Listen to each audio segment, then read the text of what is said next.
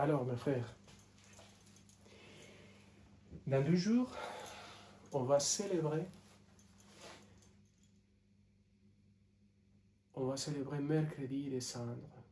Alors, je vous invite, ici à Paris, à l'église de Saint-Vincent de Paul, 95 rue des Sèvres, le chœur grégorien de Paris va célébrer, moi je vais présider la célébration de la messe, mercredi des Cendres, à 19h. On vous attend. C'est une heure justement pour que vous pourrez venir, après avoir sorti du travail, etc., que vous pourriez venir. Alors on vous attend. La messe chantée en grégorien, le chœur grégorien de Paris, la messe de Paul VI, on vous invite. Venez, accompagnez-nous. Alors, l'évangile. Marc, chapitre 8. Justement, préparez votre cœur pour que le carême soit vraiment que Dieu même nous vide de tout cela qui n'est pas Dieu, qui n'est pas la volonté de Dieu. Combien de choses on a dans le cœur qui ne sont pas Dieu, qui ne sont pas la volonté de Dieu. Combien de haine, combien d'attachement à les choses matérielles, ou à les personnes, ou à soi-même. Ça, c'est le pire. Combien de recherches de soi-même dans l'égoïsme. La première place qui est pour moi. Dire que moi, je suis le plus intelligent, le plus important. La première place. Moi, c'est le premier.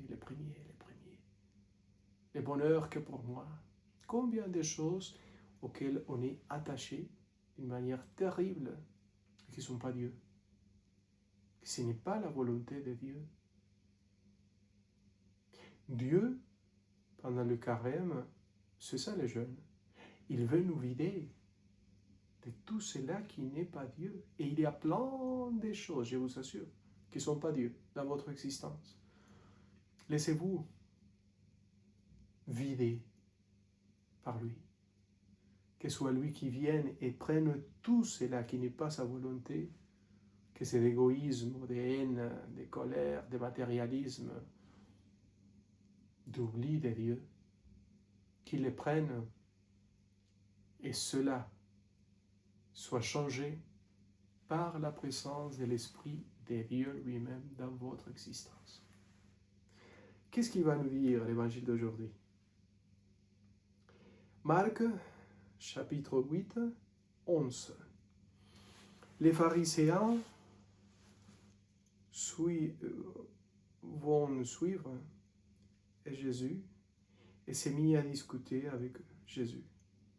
Pour le mettre à l'épreuve, il est demandé un signe venant du ciel. Jésus soupira au plus profond de lui-même et dit: pourquoi cette génération demande un signe?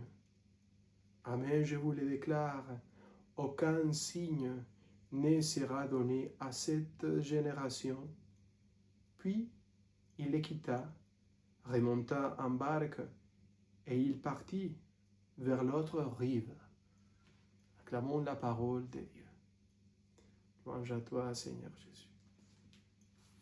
Et voilà, c'est lui le signe du ciel, c'est lui le miracle, c'est lui le miracle surnaturel et naturel. On va lui demander à lui-même: donnez-nous un signe. Si tu es vraiment prophète, fais quelque chose d'extraordinaire, surnaturel. Et lui, il était toujours là. Il parlait. Il fait des miracles. Il montre le royaume de Dieu. Il parle du royaume de Dieu qu'il vit. Et qu'il vit quotidiennement, dans l'existence depuis sa naissance. Et quand même, eux, ils vont lui demander un signe surnaturel, un tremblement de terre, quelque chose, un tonnerre qui va tomber, je ne sais pas. À nous, ça nous arrive toujours à nous aussi. On demande plein de miracles. Et très souvent, c'est des miracles surnaturels qui vont trembler la terre. Et on ne se rend pas compte que lui, il est le miracle. Lui, il est le signe du ciel. Il est Dieu. Vraiment Dieu qui marche avec nous. Chaque matin, les premiers qui vous disent bonjour, vous ouvrez les yeux et il dit je suis là, dans vos cœurs. Quelquefois, vous vous réveillez à 2h du matin, 3h du matin, et c'est lui qui est à côté, et vous dites dans le cœur, n'ayez pas peur, je suis là, et je vais t'accompagner. Et tu dis, j'ai l'insomnie, mais tu peux parler avec moi. Profite de ce moment-là pour parler avec moi. Pense à moi, je suis là, je t'accompagne. Quand vous êtes au métro, dans les métros, dans la rue, il vous parle doucement en disant, me voici, on marche ensemble, allons-y, on va ensemble faire les repas, allons-y, on va ensemble au supermarché, allez-y, il faut y aller, on y va, on va au bureau. Il est comme ça, il te dit ça va, et tu lui dis mais non ça va pas, moi oui, je sais, donnez-moi la main, donnez-moi ton cœur, prends-moi fort, je suis là avec toi. De la même manière que quand on est en train de mourir, quand on est malade, quand on est aux soins palliatifs, même chose. Il te prend la main, il te dit courage, je suis là. Je suis là. Allons-y. N'ayez pas peur. Tu n'es pas seul. Moi, je t'aime avec un amour éternel. Il ne faut rien craindre. Je suis là.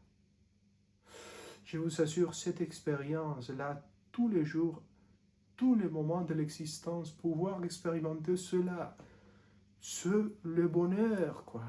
Le bonheur, c'est ça, le bonheur.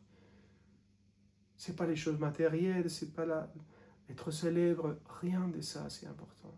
Mais avoir quelqu'un qui soit ton ami, qui soit éternel, et qui soit le Christ lui-même, qui connaît ta nature humaine, c'est ça le miracle. Lui, il est le miracle. Rentre dans tes profondeurs. Découvre qu'il y a quelqu'un d'extraordinaire, éternel, qui t'aime. Tu n'es pas seul. Rentre, plonge dans la profondeur de toi-même et découvre le visage de quelqu'un qui est en train de te dire « Moi, je suis là, toujours je t'attends. Je t'aime avec un amour éternel. » Au nom du Père, du Fils et du Saint-Esprit. Amen.